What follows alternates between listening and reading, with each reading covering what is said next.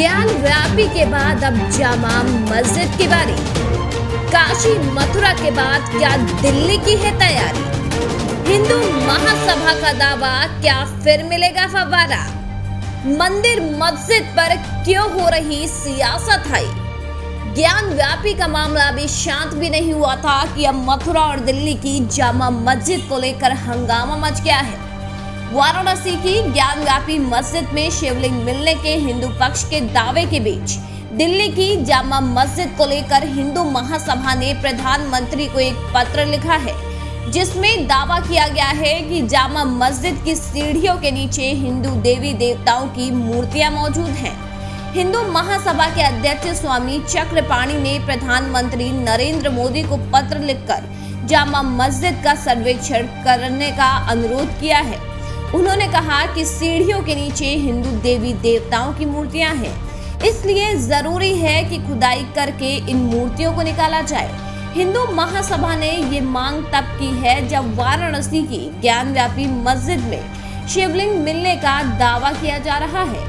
हालांकि अभी हिंदू पक्ष और मुस्लिम पक्ष के अलग अलग दावे हैं। हरिओम राम राम।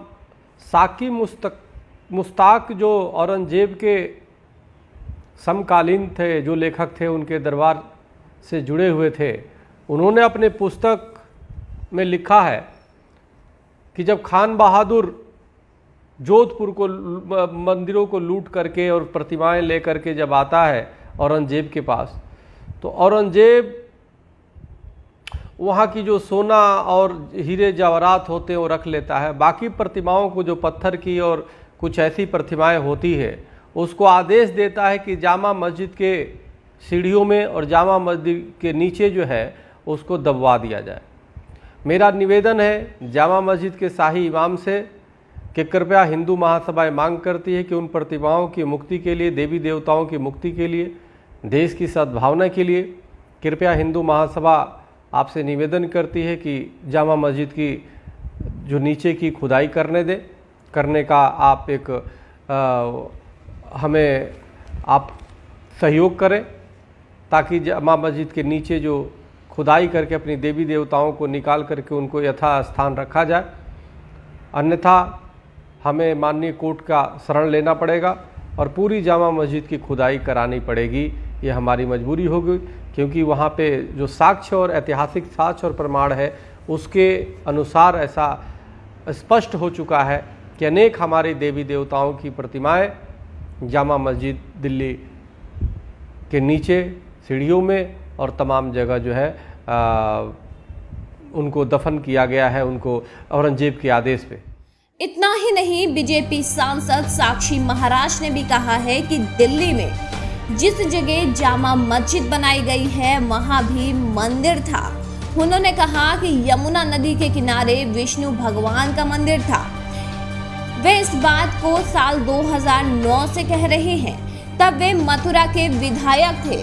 बता दें, उन्नाव को रेलवे रोड स्थित भगवान आश्रम पहुंचे सांसद साक्षी महाराज ने कहा कि देश के सभी जाति धर्म के लोगों को देश के संविधान और न्यायपालिका पर भरोसा रखना चाहिए। वाराणसी की ज्ञान व्यापी मस्जिद की असलियत अब सामने आ चुकी है, जहां दूसरे संप्रदाय के आक्रांताओं में स्वरूप बदलकर मंदिर को मस्जिद बना दिया था। अब सर्वे रिपोर्ट में दूध का दूध और पानी का पानी हो चुका है। उन्होंने कहा कि देश में कई मंदिरों को तोड़कर मस्जिद बनाई गई। आक्रांताओं ने मंदिर का स्वरूप बदलने के बाद कई अवशेष छोड़ दिए थे।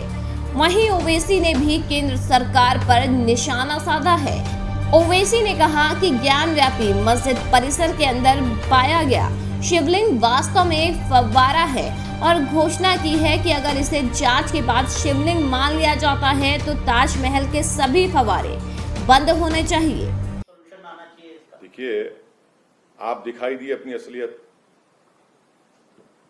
मेजॉरिटी कम्युनिटी का बिलीफ। तो क्या मेजॉरिटी कम्युनिटी का बिलीफ माइनॉरिटी कम्युनिटी के बिलीफ से ज्यादा होता है क्या? हैं? ये क्या बात कर रहे हैं आप? बिलीफ पर चलेगा देश या संविधान पर चलेगा? ये क्या बात है? बिलीफ के ऊपर नहीं चलता देश। मेरी बिलीफ का क्या होगा? मैं आपके चरणों में पेश कर दूं मेरे बिलीफ को। कानून के मुताबिक चलेगा, आइन के मुताबिक चलेगा, संविधान के मुताबिक चलेगा, कोर्ट के फैसलों के मुताबिक चलेगा। आप बिलीफ कहां से लेकर आ रहे हैं इस चीज को? साथ ही हिंदू महासभा और बीजेपी सांसद के दावों के बाद अब मुस्लिम संगठन और मौलानाओं में खलबली मची हुई है। बरेली में मौलाना तौकीर रजा ने आरोप लगाया है कि जिस तरह बाबरी मस्जिद को हमसे छीन लिया गया, उसी तरह ज्ञान व्यापी मस्जिद को भी हमसे छीना जा रहा है। तौकीर ने एक बार फिर प्रधानमंत्री को धृतराष्ट्र कहा है। ज्ञान व्यापी के उस फाउंटेन को हुकूमत बेईमानी करके अदलिया का सहारा लेकर गलत फैसला करा के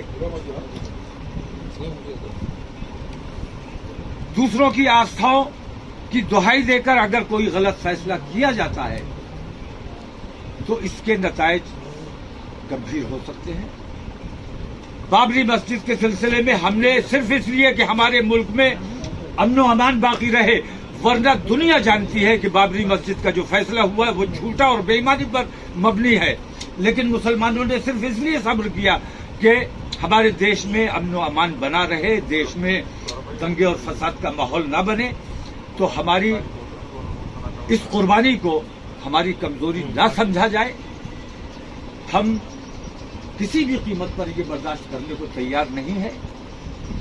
खास तौर से मैं हुकूमत उत्तर प्रदेश से ये मुतालबा करना चाहूंगा कि जिस तरह उत्तर प्रदेश की हुकूमत ने अयोध्या के मामले में आगे बढ़कर फैसला लिया और हिंदूवादियों की उस साजिश को नाकाम किया जो उन्होंने फसाद बर्पा करने के लिए नकली टोपियां ओढ़कर और दाढ़ी लगाकर आए थे, मुसलमानों जैसी शक्ल बनाकर आए थे, उनको नंगा करने का काम जिस तरह उत्तर प्रदेश की सरकार ने किया, उसी तरह मैं सरकार से मांग करूंगा। बता दें, जामा मस्जिद ज्ञान व्यापी को लेकर अलग अलग दावे किए जा रहे हैं। एक और जहां ज्ञान व्यापी के मामले में हिंदू पक्ष कह रहा है कि आकृति साफ साफ बता रही है कि ये शिवलिंग है, तो वहीं मुस्लिम पक्ष कह रहा है कि ऊपर हिस्से की बनावट बता रही है कि ये फव्वारा है। हिंदू पक्ष तर्क दे रहा है कि ये एक ही पत्थर से बनी संरचना है, शिवलिंग ऐसे ही बनते हैं।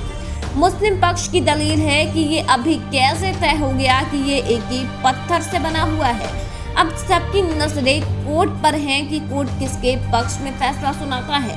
आगे आने वाले वक्त में क्या होता है ये तो देखने वाली बात होगी, लेकिन इस स्टोरी पर आपकी क्या राय है, कमेंट करके जरूर बताएं।